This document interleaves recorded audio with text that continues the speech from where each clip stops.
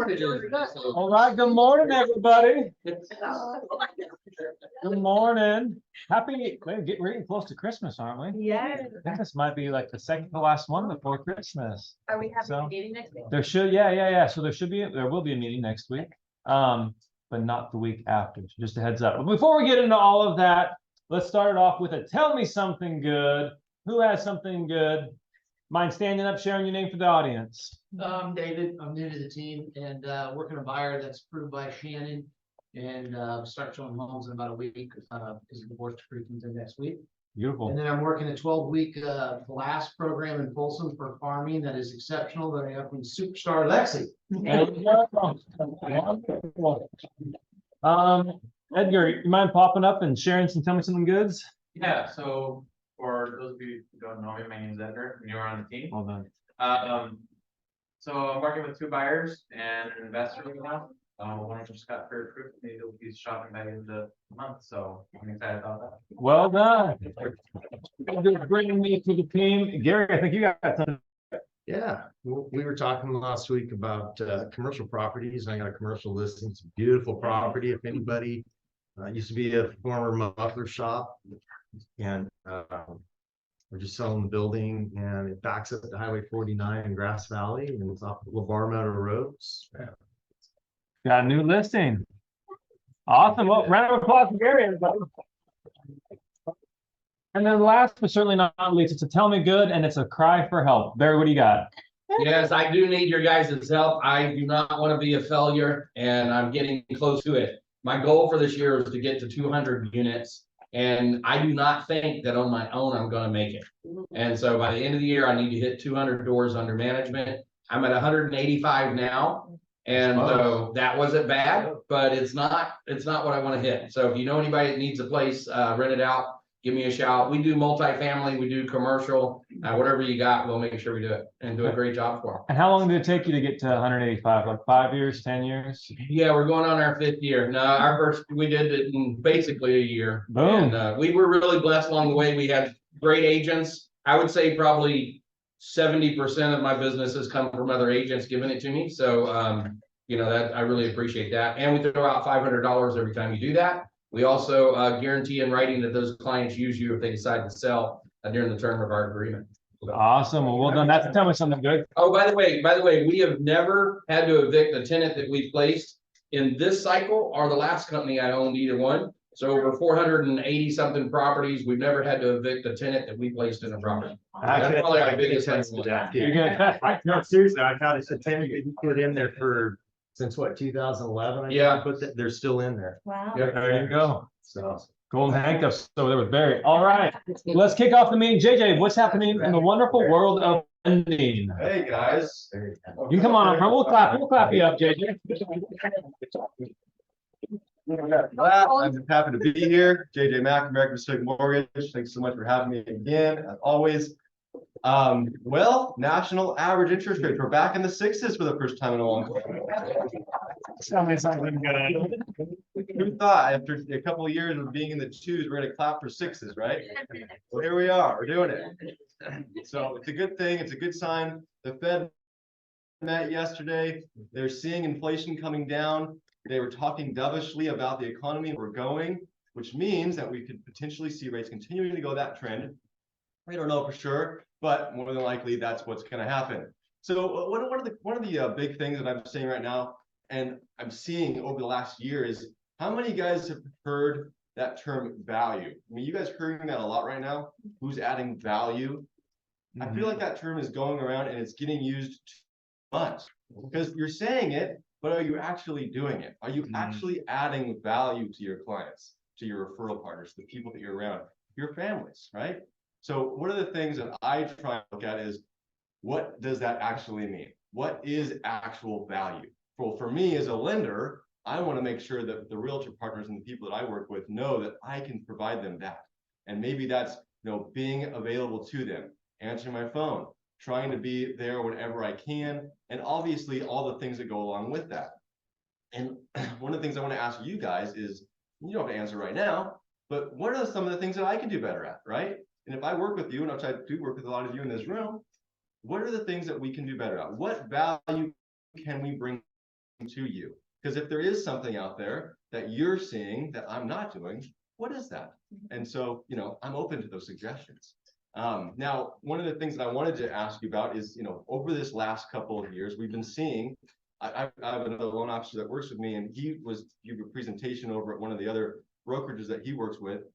And they went from having 15 real estate agents, now they're down to 6. This is happening across the board, right? We're seeing people drop out of the industry.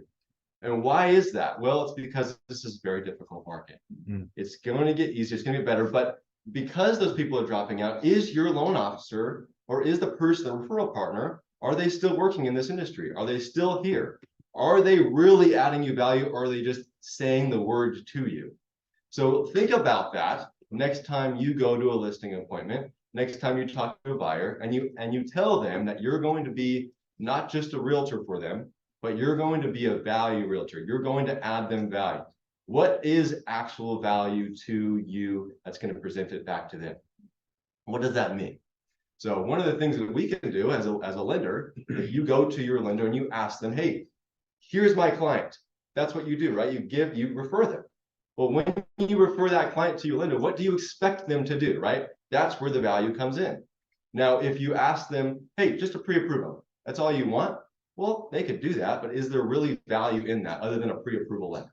Are they really doing everything that they can to get you to that point of actual financial stability, actually knowing what they can qualify for, doing what they need to do to get the best position that they can financially? So maybe something like a TBD approval, so they know exactly where they're qualified, not just, you know, a pre-approval letter, but now they can write an offer for 15 days. They can be better than, they can have a better offer in the market. They can do things like that. So really think about value. What can we bring to you? Let's have a conversation about it coming into this new year, and what are the things that we can do to get there. Any questions about my my team, what we can do, any loan products, rates, anything at all I'll answer today? Not a question, but just a comment on that, that you're just, those of you that know, I've been working with JJ for years, and he's really good about asking that too, like regularly, even though we work together a lot, still like, hey, how am I doing? How can I provide more value? And I think that's huge in speaking volumes about you and the service you provide. Thanks, Val. Yeah. Appreciate that. Absolutely. Yeah, I know. I look around this room and I'm just so thankful that I get to work with a lot of the people in here. So thank you so much for all the feedback and all the things that you guys have done for us in the past. And we're hopefully gonna be here for a lot longer. So thank you, guys. We did have one question come in, JJ. Oh, yeah, go ahead. What are rates expected to drop to next year? Well, the Fed just put out there that they're thinking that they well, you guys have all heard out there, 6 times they're going to drop interest rates, right? Well, this last week or yesterday, they met, and it looks like they're going to drop interest rates about 3 times. Now, in doing that, what does that look like? Now, when they drop interest rates, usually that's baked in already, right? You guys heard that term, baked in. Well, that's usually what's happening. That's why this is happening right now. They met yesterday and things are shifting down. So when they actually do drop rates, you probably weren't going to see a big drop in the actual interest rate. We're thinking that there's about a 20% chance they're going to cut their first time in January. There's about a 60% chance they're going to cut their first time in March, and then 70% that they're going to do it in December, March, and April. So when they do that, when they start cutting rates, the theory is that we're thinking that interest rates will be back down in those 5% range, in the lower 5s by the end of next year. So Heard that before. Right. Yeah. What's the best way to get hold of you, JJ? So best way to get a hold of me is my cell phone. Just go ahead and text or call at 916-390-2463. 2463. Our just one thing that's kind of interesting about what he just said was the 20 to 60 to the 8, you know, the percentages. Those aren't like, if I tell you, if we're salesmen and we say, oh, you got a 90% chance of this happening, right? We just made it up, right? When what the percentages he's giving you are actually based on investors who have put money into the market. They generate that return based on what they think is going to happen and where they place their bet. So this is Wall Street placing bets. And so when you hear those numbers in relation to interest rates, that's a real bet. They put a lot of money on that, all of Wall Street. And so it's not just a regular salesman percentage like me and you would use. Yeah, and they look at those and they get those and they get that from what the Fed says, right? Right. And the Fed puts these dots. It's a kind of a fun graph to look at. They put dots on where they think the rates are going to be, the Fed fund rate over the next year. And so, 60% of them put them here, 20% of them put them here, and then maybe you got outliers down here. But then those investors look at that and think, oh, okay, so I think it's going to be about here, so I'm going to start putting my money. So yeah, absolutely. Good point. Yep, good stuff. And then real quick, so what does this all mean? While we're talking about what this means, if you haven't already and you want to receive text updates so you don't forget who's speaking, when they're speaking, what's going on, just scan the QR code, put your info in, and we'll send you out text reminders the Wednesday prior to these team huddles taking place. We're talking about interest rates dropping, but what does that really mean for you and your clients? Like how can you take that back into the marketplace with you, right? You want to be thinking about, okay, talking to your buyers who are sitting on the fence waiting for rates to drop. If they haven't begun the process of searching for a home or getting pre-approved, they need to begin that process because there might be some roadblocks in their way that might prevent them from capitalizing on this. Also, when rates drop, what's going to happen to prices? They're going to go up, right? So does it benefit your buyer to wait or to start acting now on getting pre-approved? Act now, right?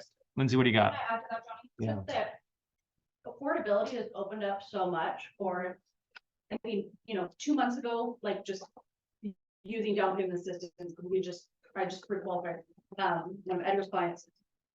We were, upper sevens and now we're in the low sixes. And that opens up your clients that maybe last year couldn't qualify or in the last 6 months couldn't qualify for what they wanted. Yeah. They might be there now. Or maybe they've said, we just can't buy what we want, so we're gonna table this conversation. Mm-hmm. They may be back out. So those are probably the clients that you could maybe re-engage with some conversations about, because their affordability going down up 1.5% potentially is huge. And if you don't engage with them, somebody else will. That's the end of the day. Like there's so many people that are coming to us saying, hey, my lender ghosted me. We sent them to JJ and get them pre-approved. Hey, my agent said that I couldn't do this or this, and you tell me that things have changed. Like that agent has not kept up with that client.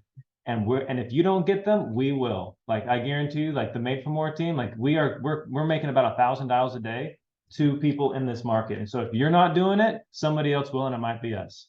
All right. So if you're not doing it, it might as well be you. Hey, I'm trying to scare you a little bit. I have no objection taking somebody else's client who is not being serviced, right? And neither should you. If somebody else is not being taken care of, like it's your duty, responsibility, and obligation, to quote Uncle G, to make sure that they're being taken care of. All right. So Uncle G says, don't ask who they're working with because you might not like to answer. Just take that client. right. All done. Anyways, what do you got, Dave? Is Uncle G Grant? Kind of, what she's saying as far as affordability, because I have a lending background. With concessions, it's wide open. You could be talking to somebody that says, no, I'm waiting for, 5.5%. Well, guess what? I'm gonna get you 5. Let's make an offer and get you 5.5%. I'm gonna get you a seller concession. Yep. I'm gonna get the seller to pay for your mortgage payments. Yep. How about saying that as a realtor? Absolutely. Or a listing, when you're gonna get a listing and you say, hey, listen, I'm gonna list your home, these buyers come in, we're gonna get you full price, but we're gonna maybe offer to get them to what rates were a year and a half ago. They'll make things more affordable and bring more buyers. Mm-hmm. So I think when rates go up, then you start giving concessions, it's just a lot more opportunity to bring people in working with you because you're sounding different.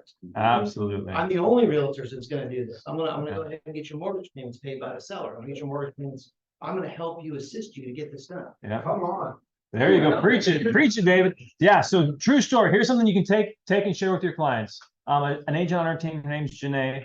She made an offer on a property in Galt. So you don't have to share the names of the property or anything like that, but you can share the fundamentals of the story. The story is that they offered $20,000 below list price. The seller's like, heck no, techno, I'm not doing that. So, but they really needed the credits is what was most important to them. So they came back at list price. They got $10,000 in credits, and now they're in escrow. Seller's happy, client's happy, and the real estate agent's going to get paid. So true story. So when you're talking with buyers, hey, what if I could get you $10,000 in free money? Would that be beneficial? Has anybody else offered to do that for you? I can do that. My team does it all day long. Let me help you. All right. Enough of that. We pounded that into the ground. You guys feeling good about credits and what's happening in the market? Okay. That's the main focus on this. Now, what we have today, I have some good news and some bad news. This is not me. Please do not think I am ingenuous human being. I try my best to bring the best speakers every single week, and life happens. And life has happened 2 weeks in a row.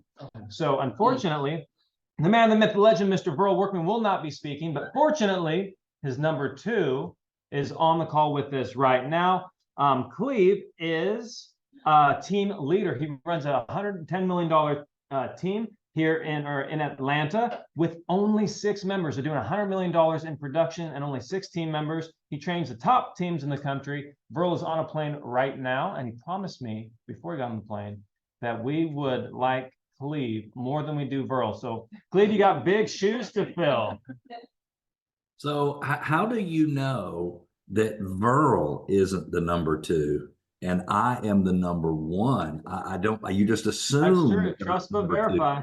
Hey, listen, I could have been the driver behind this for years and years, and you never know. Thank you so much for the great introduction, and what great freaking energy in that room. If you hear me speak and you think, well, he must be from the South, yes, I was born and raised in Atlanta, Georgia. So hopefully all of you will be able to understand what I'm saying with my Southern drawl. The what's the lender's name? JJ? Where's JJ?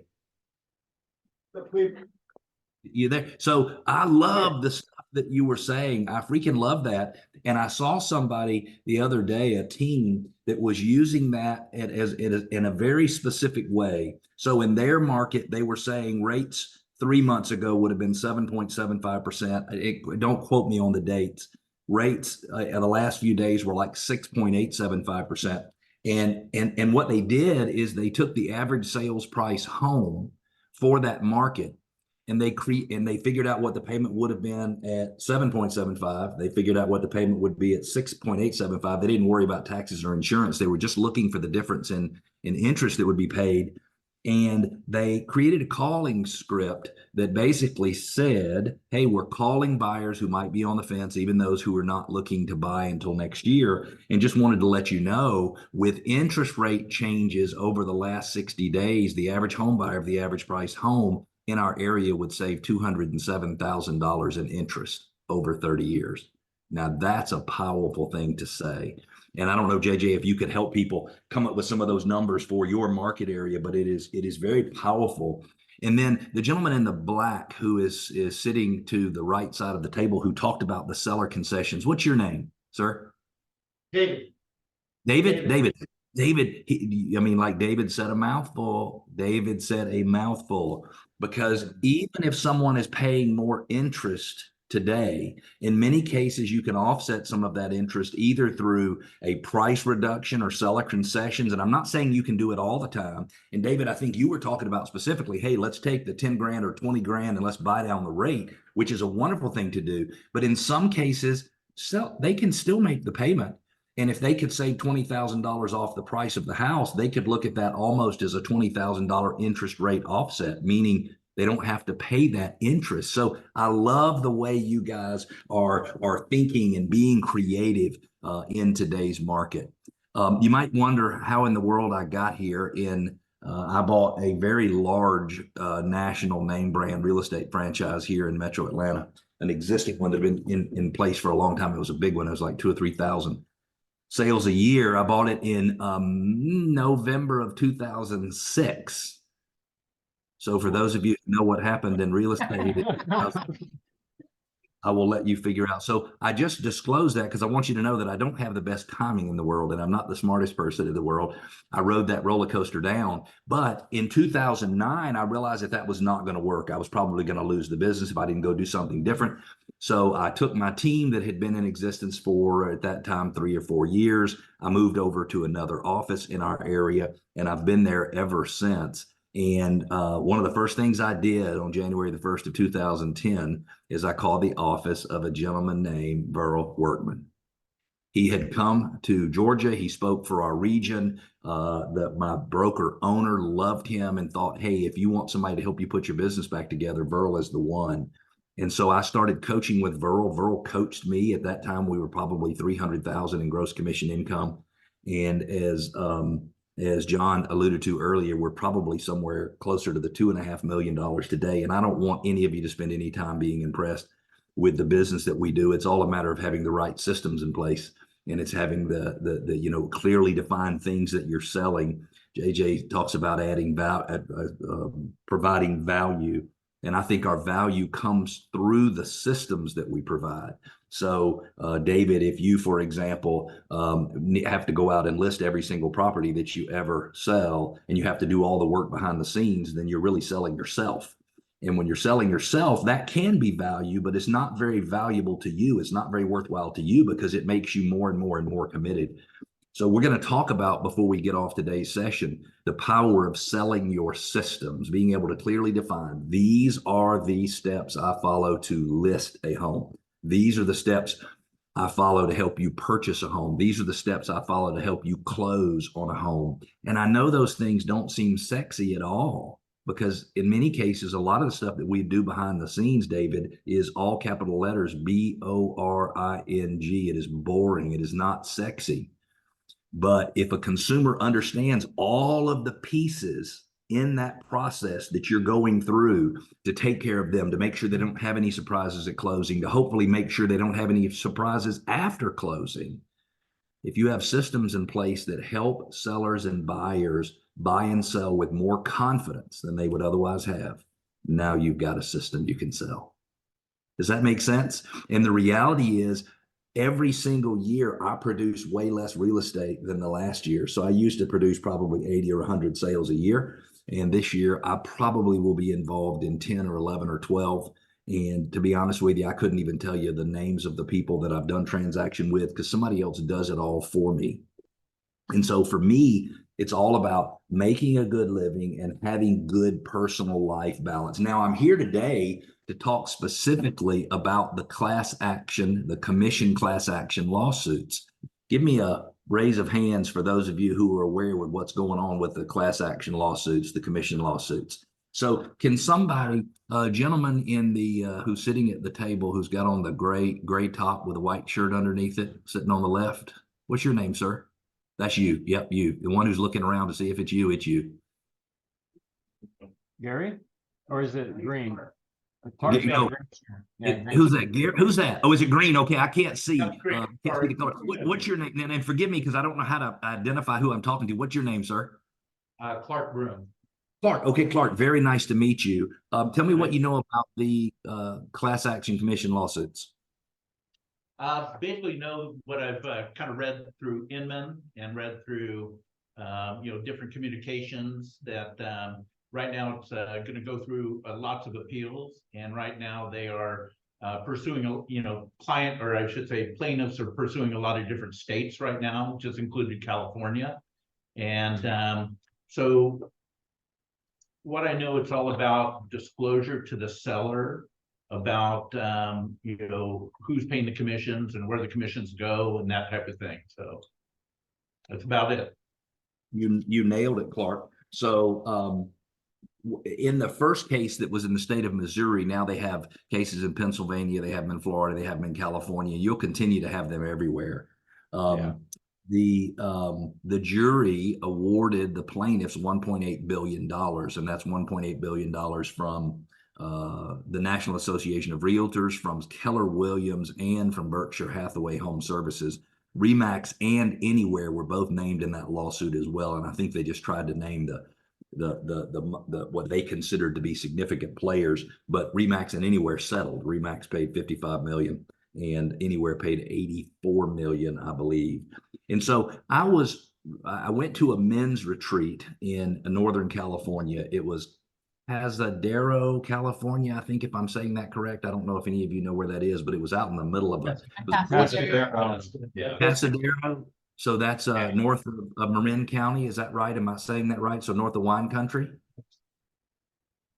No, we don't know. Well, that's where I'm talking about. And it's Cazadero, I think. Anyway, it doesn't matter. I went to a men's retreat, stayed out in the beautiful redwood forest. It was time for me to go back to San Francisco to catch a flight back to Atlanta the next day. And I was driving a car, and as I crossed the Golden Gate Bridge in the fog, which is not fun to cross the Golden Gate Bridge when you can't see in front of you, I was listening to NPR because that was what was on in the car, and a radio show segment about the class action lawsuit came on. And it bothered me so badly because it finally dawned on me that the group that everybody was complaining about, that the group that everybody was saying, hey, you've been taking advantage of us, you've been inflating the cost of sales. Somebody referred to it as a $60 billion tax that the real estate industry was charging. And Clark, it had never dawned on me for 1 second that people might consider me part of the group that was doing that. But going across the Golden Gate Bridge, it did. It did, and I didn't like it. Now, let me tell you where I got to from a mental standpoint. I got to the fact that, you know what? I've never purposefully overcharged anybody for anything, and I've been disclosing how things should work for years and years and years. So you know what? I said, look, I'm not going to feel badly about it because I did the only thing that I was allowed to do in the industry, and that is put listings in the listing service with an offer of cooperation to another broker. So if any of you are feeling any guilt, I hope you are not, but if you are feeling any guilt, you didn't have any ability to control it, and neither did I. We had to do and follow the procedures that were set for us on a national level throughout most of the multiple listing services. So I want to make sure that we're all on the same page. So let me share my screen, if you don't mind. And I'm just going to leave it in kind of where I can see the slides mode. It makes it a little bit easier for me. But the class action lawsuit says that the National Association of Realtors policy of paying a cooperative commission to a buyer's agent inflated the cost of sales, and it was mandatory, meaning the offer of compensation to a buyer's agent was mandatory, meaning it had to be there. And the reality is that is exactly right. Now, it could have been $1, but it still had to be there. And so what's going to happen, you'll see, is a decoupling, in my opinion, of the listing brokers commission and the buyer's agents commission in the minds of a consumer.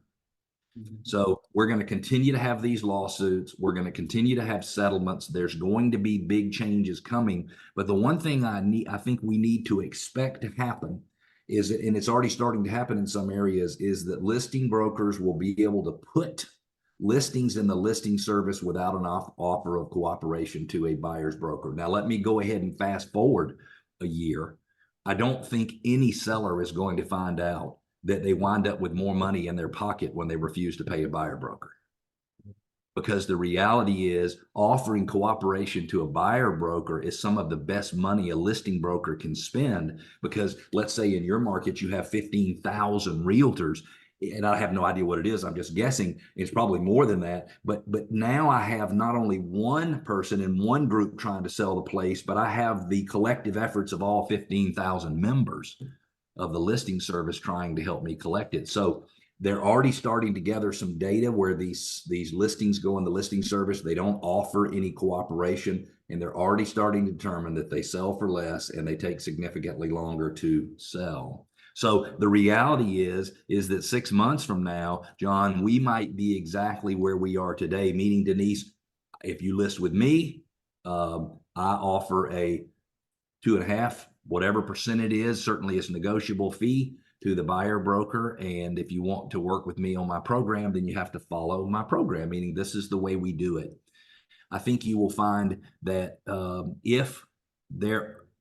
for the situations where there is no offer of cooperation, I think you will find at some point that the government will figure out a way to help a buyer who may or may not have to pay their own real estate agent to be able to either finance that or do something creative. Because remember, the U.S. government wants homeownership rates to be high. The U.S. government knows without a shadow of a doubt that the more homeowners you have in an area, the more stability you have in an area, the more community feel you have, the more people you have that are interested in taking care of the community. And I'm not judging someone who rents. I'm just telling you the way the government looks at it. And that's why the government spends a significant amount of money supporting housing. Just the fact that we still have Fannie Mae and Freddie Mac is really quite amazing because they are unique in the world, meaning it is very rare to go to other countries and have it as easy, and JJ, you correct me if I'm wrong, but to have it as easy to finance properties. For 30 years in Canada, you can get mortgages all day long, but the mortgages are going to reset every 3 to 5 years. And that's just the way it is. They don't have what we have. So we've got a great system set up. So any questions or comments before I start jumping into some of the things that I think you need to know? Anything? Tom? Hey, Cleve, I'm Tom, over here in the sidelines. Hey, Tom, nice to see you. It makes it very difficult to see you with the light coming in the window behind you, but very nice to see you. Thank you. Nice to meet you as well. My understanding on this, the primary issue was that agents were lying about the fact that commissions were negotiable. You said that commissions have to be paid. Okay, that might be true. However, I've seen a lot where listing agents are paid so little, it might as well be nothing. That's editorial. But am I wrong that the main issue was that agents were saying to their clients that commissions were not negotiable, that it was 6% and that's all there is to it? And that is not true. The negotiability part was the main issue, and that was the genesis of the lawsuit. Is that not true, or was it something else? So no, I think what you're saying is basically true, but it only concerned the compensation to the buyer side of the transaction. It didn't even concern the compensation to the seller side. Nobody is saying the seller, the listing agents inflated to keep their commissions high. They're saying they inflated the overall commission, including the buyer's agent, because they were forced to pay a buyer's agent. Now, remember, if let's just say that you and I, it's Tom, right? Tom, yeah. Let's say you and I decided we wanted to start our own brokerage. Okay. Can the government tell us what we need to do from a commission standpoint? Not at all. And I've seen agents charge 7%. So is that really overcharging? I mean, if No. I feel my I services. I do not believe that it is. And so I wanted to make sure that you're clear that the government is not saying that we're not going to be able to charge what we've charged in the past. The government is saying that we have to make the buyer's agent commission, the buyer's agent side commission optional for the seller to pay. But if you and your brokerage decide that your policy is, here's my fee, here's the way we do it, I think you're going to have it a bit as much right to do that in the future as you've done in the past. Now, I think, Tom, that we're going to have to get a whole new set of skills that we can bring to the table, because I think we're going to have to sell our services differently than we did in the past. And that's what JJ was saying when he stood up is, hey, we've got to provide value. Tom, did I give you the answer you were looking for, or did I make you a little more confused? No, you did. It seems to me it doesn't really change your listing agent. I'm saying my seller's going to pay me, let's say 6%, and I'm the one who's paying the buyer's broker, because as you said, we want to attract quality agents. So if I as the listing agent am paying the seller's or the buyer's agent, then it doesn't really change the relationship with the seller, because the seller already agreed to pay me 6%. So how am I being dishonest with them? It just seems like a made up, trumped up thing to cause disruption. Disclosure with both listing agent telling a buyer, that's the whole problem with the lawsuit. You read the fine print. So if I tell Valerie, I want to list your home for 6%, I'm not listing her home for 6%. I'm paying a buyer for 3%, and the lawsuit started because they're saying you never disclosed you're going to pay a buyer 3%, and that should be optional. That's the whole issue.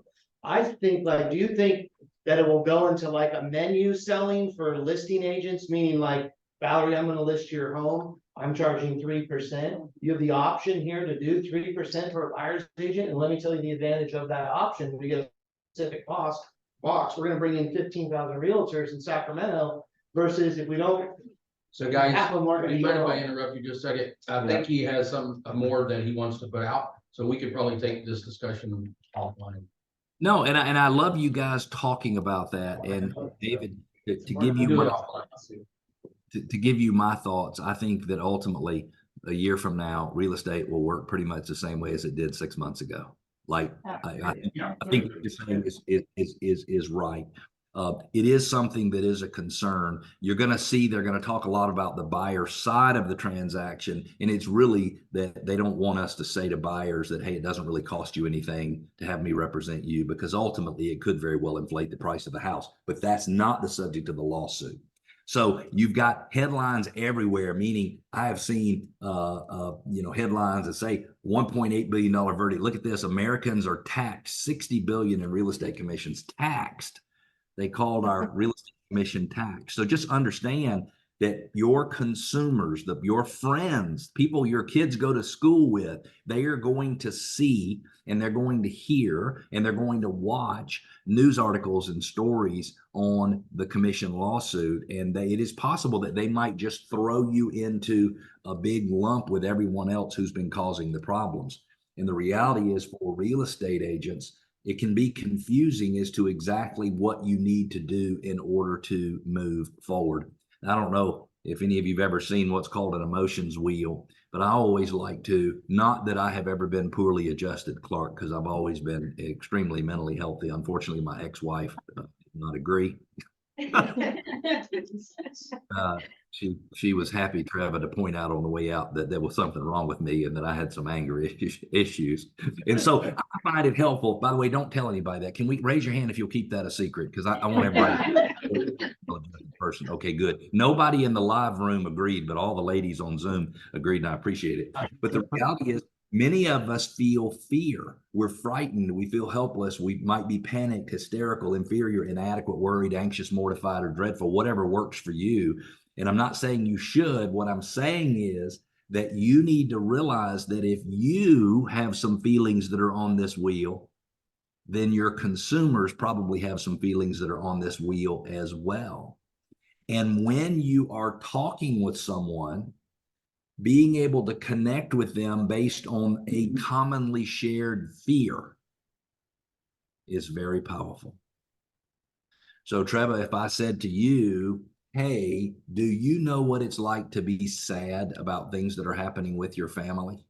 You don't have to answer. Just give me a thumbs up or a thumbs down. Thumbs up, you understand? In fact, I'm guessing if she could have put both thumbs up, she would have put both thumbs up. And if she could have put her feet up there and put her big toes up, she'd have put everything up there, because we all know what it's like to be sad about things that are happening around us. Well, I want you to think about this, and I'm going to give you a different translation of what JJ said earlier. And I believe that most of us prospect to find people who want to buy or sell homes. And I think when we prospect to find people who want to buy or sell homes, we get frustrated because we're not able to find people who want to buy or sell homes. Raise your hand if that resonates with you. I get frustrated prospecting because people act like I'm an inconvenience. Raise your hand if you agree. All right, somebody in that room is going to have to raise their hand. Somebody, I got to at least know you guys are listening. Okay, good. All right. So here's the problem. You're not looking for people who want to buy or sell a home and see a clear path for doing that. You're looking for people who have a sincere personal desire to sell, to change their living environment, and who have the desire to stop renting and to buy, who feel stuck. Now, I want you to think about that one distinguishing difference. If you start prospecting, looking for people who are stuck, and then you realize, Tom, that when you find someone who feels stuck and you can share with them that negative emotion that they feel because they're stuck, then and only then will you have the ability to make a meaningful connection with somebody that you can continue to build on. Now, if you're listening to this and you're thinking, wait a minute, I don't even think that way. Where does that stuff come from? That type of thought process and those type of systems come from coaching. Now, later in the session, I'm going to give you a link, and I want you guys to write it down. Let me find it real quick here. I don't remember exactly where it is. I want you to go ahead and write down this link. You can actually just scan the QR code if you want to, but don't worry about going and downloading the resource yet. I'm going to show you a few things. I'm going to give them to you for free. But for those of you who think you'll do it after, just do the workmansuccess.com/the class action advantage. But you want to go get this stuff. So we're going to give you the entire class action advantage model that teaches you how to use the class action lawsuit, Clark, and it teaches you how to use it to your advantage. We'll give you the story and the scripts and the fact sheets, and we'll tell you exactly what you need to do and even give you some words to use. We'll also get you a Workman link to WiseHire, and you will get access. Now, Diana, I want you to pay attention to this, because if you happen to be one of those people who are like, boom, I want to get it going again in 2024, 2023, you know what I want, and I want to get myself back in action again, then you are going to get the most powerful free gift that you've gotten in a long time. you'll have access to our proprietary program called Rising Agent Mastery. And Rising Agent Mastery is for new agents who are trying to get going in the business, but it's also for agents who want to restart or kickstart or really kick it into high gear. And you will get access to that program free for 30 days. David, that's right. I said free for 30 days. Now, most people pay a couple $100 a month to license that product to keep it over a year. I will tell you, Diana, that it normally takes someone 12 weeks to go through it. So when you go get it and you have access to it, you're going to need to hurry, but you'll get the opportunity to go through everything, and you'll get to download the tools and the resources that some of America's biggest teams use. So if you want to see how my team tracks its leads and holds everybody accountable, you'll be able to see that in Ramp. If you want to see what we do from a basic standpoint in terms of attracting buyers and working with buyers and attracting sellers and working with sellers and creating a top 50 program, you'll be able to see it all in Ramp. So I'll make sure to mention that again. I've got about 17 minutes left, and so I want to make sure I'm covering the high points. So as JJ so eloquently set up for us in the first place, you have got to provide value. And I'm just adding some additional definition to that you add value in the form of your systems. Now, Clark, you might find this to be very self-centered on my part, but I don't like to be responsible for adding all of the value myself. Because when I tell somebody, hey, you're going to have access to me, and I'm going to be able to answer any question, it's going to be 24 hours a day, and don't you worry, I'm going to be there. Those crazy people call at 9:30 at night on a Sunday and want to ask you a question. Well, I don't want to answer, man dip. I don't want to answer anybody's questions at 9:30 on a Sunday. I want to be with my family. And so take this opportunity to be one of the agents that decides to improve your skill set and to change what you're selling.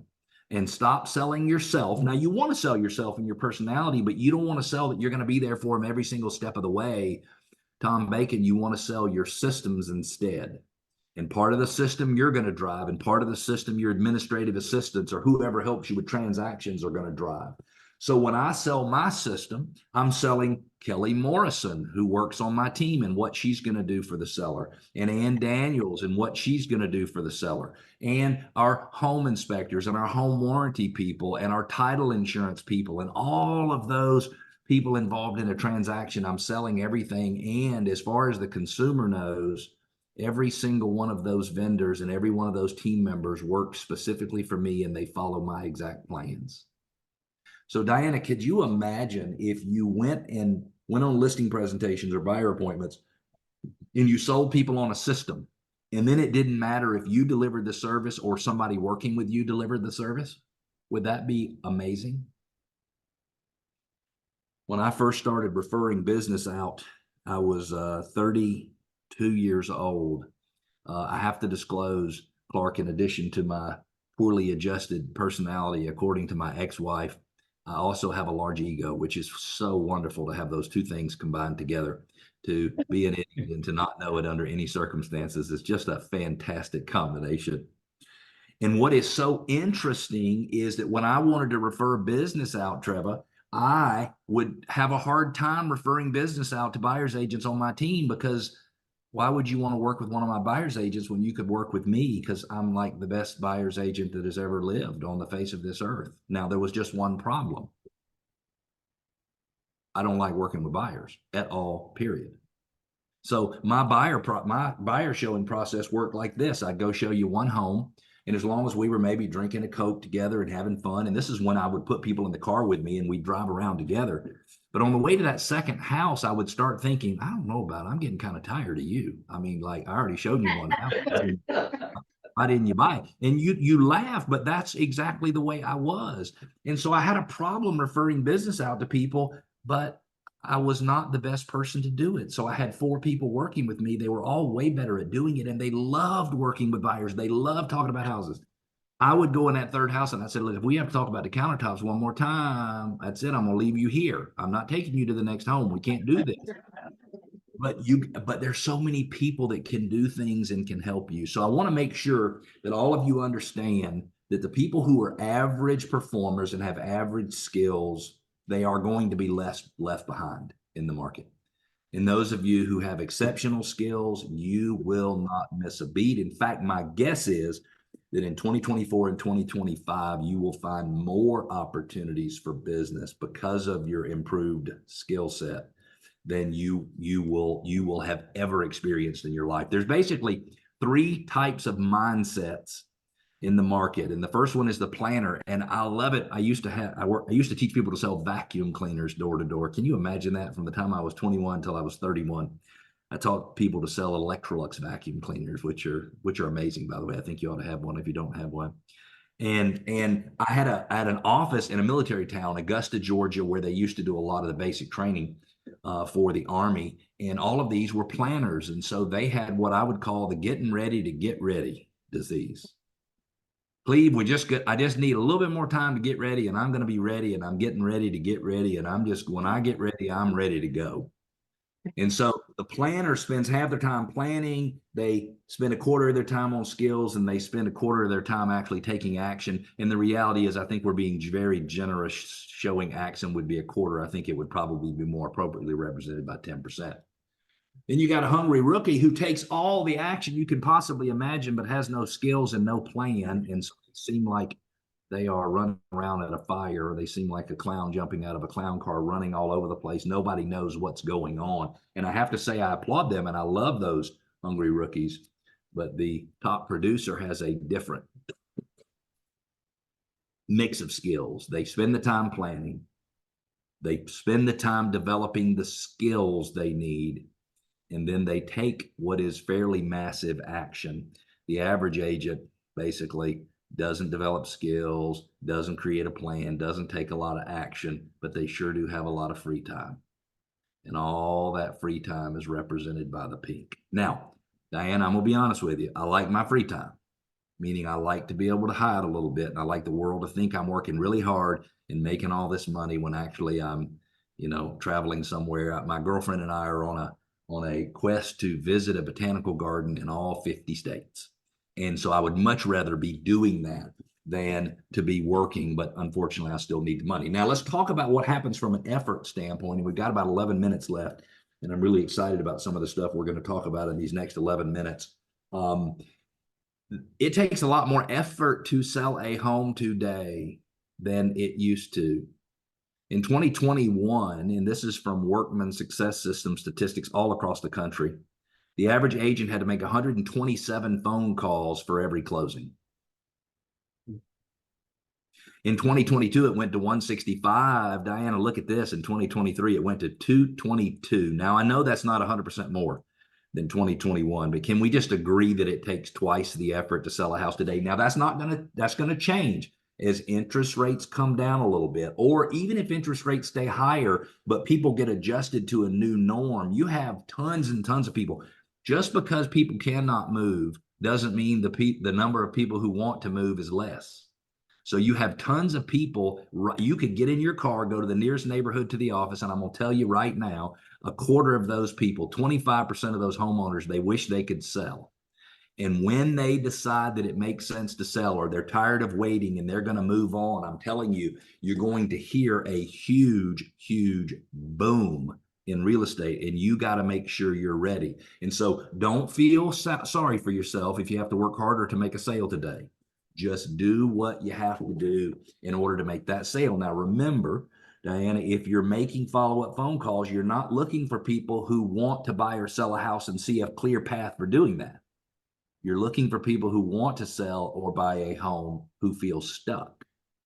Now, I want you to think about the magic. When you change what you're looking for when you prospect, you will be able to connect with people who feel stuck. And then, and only then, will you be able to truly provide value to someone who desperately needs it.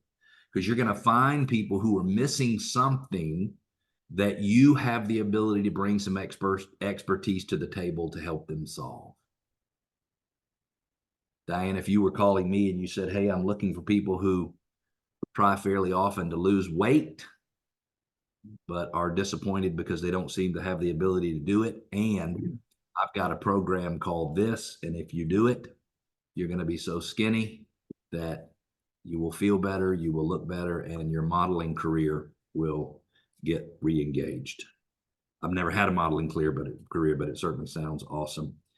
I would be all in because the reality is I'd like to lose a little bit of weight and I have trouble with it. And the truth is sometimes, Mandeep, when I think about it, it makes me a little bit sad. And so we could connect on that and I'd be very open to listening to whatever solution you had. I'm not saying that I would agree to move forward, but I'm telling you that I would be open and I would listen. Now, at Workman, we've got all kinds of courses available, and I'm not even sure exactly how it works with your group at EXP, but we've got the Rising Agent Mastery Program, which is 30 free days if you go get the downloads, and you got to go get those downloads now. And I'm telling you, if you've been looking for something that'll jumpstart your career, this will do it. We also have Buyer Agent Mastery. For those of you who go through RAMP for free, Buyer Agent Mastery would be a good next step. All that Buyer Agent Mastery kind of builds on top of RAMP and teaches you a little bit more of the more sophisticated and systematic ways of working with buyers. We've also got SLAM, which is Seller Listing Agent Mastery. This is one of my favorite. And I think for any of you who want to grow the listing side of the business, you would be well served to sign up and go through SLAM because it gives you pre-listing processes and listing appointment presentations and marketing plans and everything you can imagine. To me, this is the most complete training on representing a seller that is available today anywhere. And then we also have Admin Mastery Program.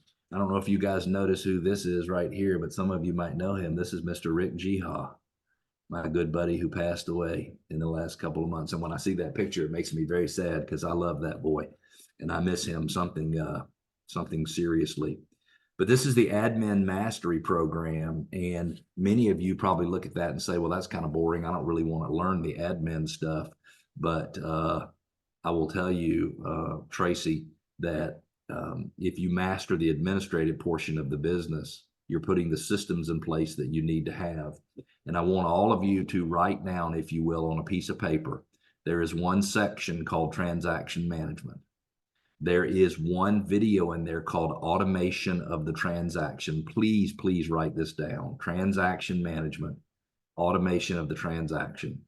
If you ever want to see how America's biggest teams create the action plans and the systems they use to sell properties and to represent buyers and to close seller transactions, to close buyer transactions, to have a price decrease, to have an open house, to handle an expired or withdrawn listing, all of it is in there. Every single step of those action plans is in that transaction management step. Now, many of you, I'm guessing, work on your own. Some of you probably are feeling maybe inspired to create some kind of little team or a partnership or something like that. And I just want to make it clear that really everybody wants very, very clear leadership. So when you go, and we'll get to that link again in a minute, but when you go download the resources for the Class Action Advantage, you need to read the story. You need to read everything we know so far about the cases. You need to read the suggested changes we are suggesting for your business. But most importantly, you need to read the scripts, because scripts say, well, I've heard I don't have to pay a commission, so I don't want to. My brother-in-law says that all you've been doing is inflating your fees and you're a jerk and I don't like you. The buyer's agent says, hey, sorry, Diana, nobody's going to say that to you. When a buyer's agent says, hey, I understand the seller's not paying a commission, but I can't go look at that property because I don't have the ability to pay you myself. You have to know how to handle those things, because those things will happen. Now, I'm guessing they'll happen a little bit more as we move forward, and then a year from now or so, hopefully they'll stop happening. But we've got to make sure, and I don't know who said this, I think it might have been Clark, or maybe it was David or somebody, we got to start disclosing more. We've got to say, look, you have an option of doing this or this. My suggestion, in fact, my plan is that we do it this way, but please understand that it's not mandatory for you to do that. But let me show you all of the things I do for that fee. I think that is so very important. The Class Action Advantage system, it is specific. So everything comes in the form of downloads. You'll get the story. You'll get the what to do moving forward. You'll get all of the different resources that you need. You'll get the fact sheet that I just mentioned, which is really fascinating. Clark is already on to you know, the best resources for learning more and more is to make sure you're subscribed to RIS Media and also to Inman News, because they have some of the best coverage. Unfortunately, sometimes you have to be signed up for the premium level. So my guys might want to see if somebody else on the team has it and can share it, or if you can collectively do that, because I think that's $250 a year or something like that. But you have scripts for sellers agents to talk to sellers when sellers say they don't want to pay because of what's going on. You have scripts for buyers agents. You have assignments. And in many cases, those assignments will really help you move your business forward significantly. It is so very, very important. So I want to make sure that all of you have this again. There is your QR code. You'll get the Class Action Advantage full module, the story, the scripts, the fact sheets, the what to do. You'll get a workman link to Wise Hire, and you'll get ramp free for 30 days, which I can't even believe that Burrow is offering to give it away for free for 30 days, because it's really amazing training. I will tell you that one of the best things, and for those of you who are thinking, you know what, there's probably another level for me. I guess it's about time I lowered my hand, since my hand's been raised for like 30 minutes.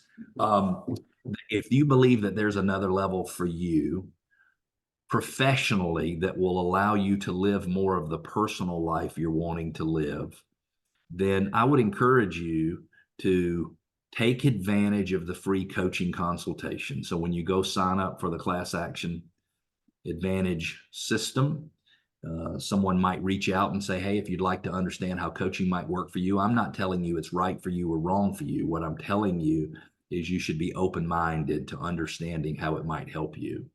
As I went through a divorce, I hired a life coach. I did not realize how badly I needed one. And Clark, hopefully you're not laughing at me, because I'm working really hard trying to improve. I'm kidding you, by the way. I knew you weren't. And this guy, and I'm just going to fully disclose that I still pay, after this amount of time, I pay this guy $42,000 per year as a coach to have 2 or 3 calls. And all he says to me all the time is, you know what, Cleve, I understand you're looking at it that way, but the truth is maybe you should consider these 2 or 3 things. And it is some of the best money I've ever spent. Mandip, I am the father of 4 daughters. And I didn't realize that not only did I not have a good relationship with my ex, but I also didn't have the kind of relationship I really wanted with my daughters.